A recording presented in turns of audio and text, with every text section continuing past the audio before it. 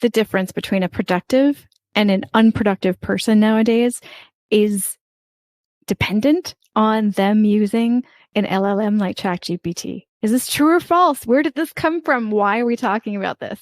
I have so many things to talk about today, specifically about this episode here from AI Today. But first, let me introduce myself. My name is Steph. I'm the owner of Coffee Like Media.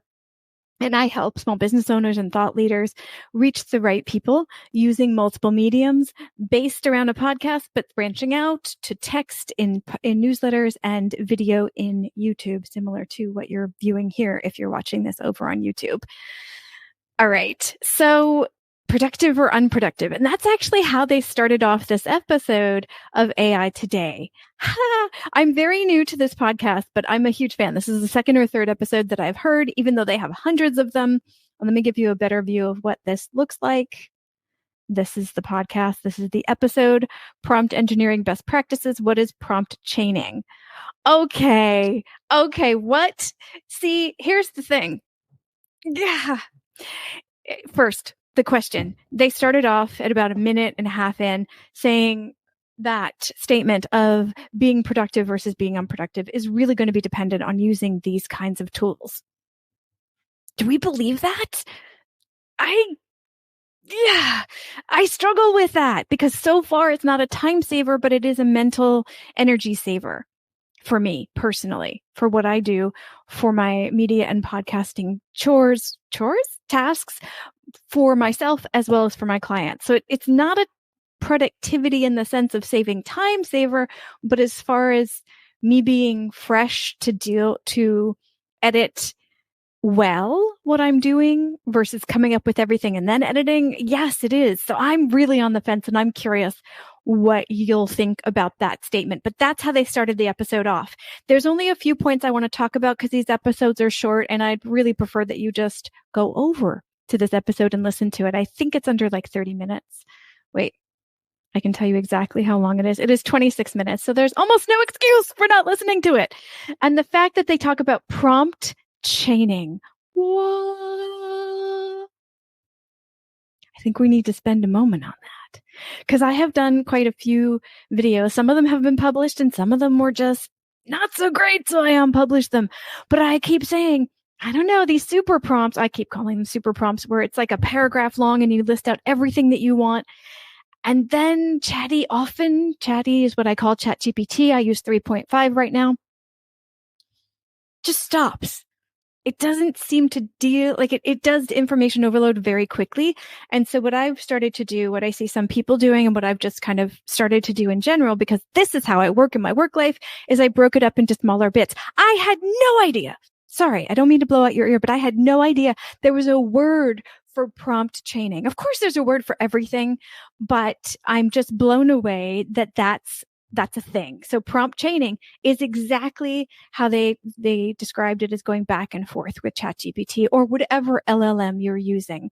That back and forth. I give you a small task.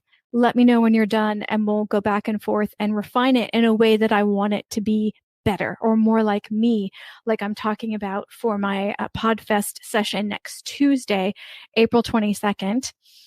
Which you can get a free ticket by looking at wherever you're viewing this in the notes, video notes or podcast notes. There's a free ticket you can get with my code to join me as well as everybody else in the 4-day event or whichever part you can join us with. Okay. So doing it back and forth, bit by bit. I like that draft, but let's change this. Hey, let's reorder this. That back and forth, that, I don't know, might drive you crazy, might make you feel like you have more ownership over the thing that you're producing with ChatGPT or whatever LLM you're using. I feel like it makes it so much easier than just taking the first output, copying it over into a Google Doc or wherever, and then massaging it myself. I find that the questions that I ask ChatGPT to ask me and the things that it says will make it better, weaker, stronger, more interesting, whatever, the things that it says as feedback really help me in ways that I don't think I would know how to do because I can't think objectively with my own stuff. So prompt chaining, I feel like I'm the last person in the world that doesn't have a tattoo, but if I did get one, I feel like it would be right here and it would say prompt chaining. Actually, I would never get one on my face because that's the first thing that's going to like go as soon as I start to age, whenever the hell that starts. But yeah, maybe on my shoulder, I'd have prompt chaining because that I feel like is what I wanted the internet to be when I first got access to it in 99? I think 98, 99 is when I started to use the internet on a regular basis. This activity that we're doing now with LLMs, prompt chaining, that's what I wanted the internet to be back then. Yes, I was online back then. Not only was I online, I was finishing up university as a late, mature student. Better late than never. All right, a few other things that they talked about, and I'm going to refer to my notes.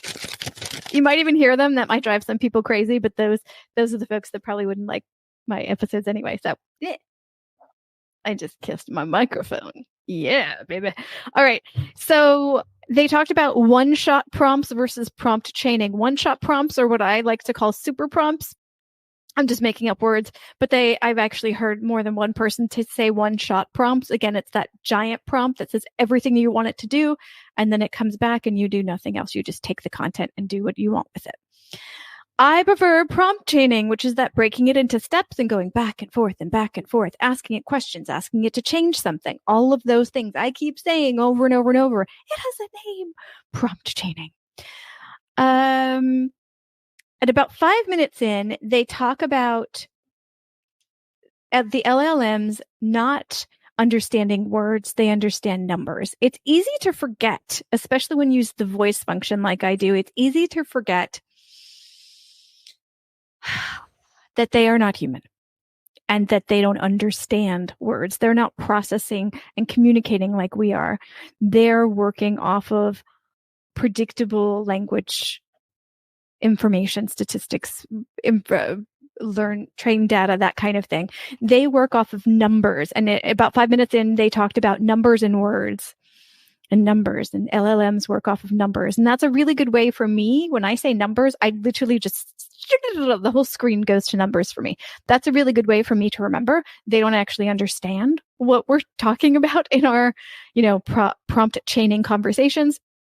They're just predicting what the next word will be. Now, it's so hard to think like that, but I think that numbers and words comment really helps me stay in that realm of understanding what I'm talking to. I want to call it a who because I often use the voice prompt, but what I'm talking to, I think really helps me stay with that. They also mentioned about 12 and almost 13 minutes in chain of thought prompting.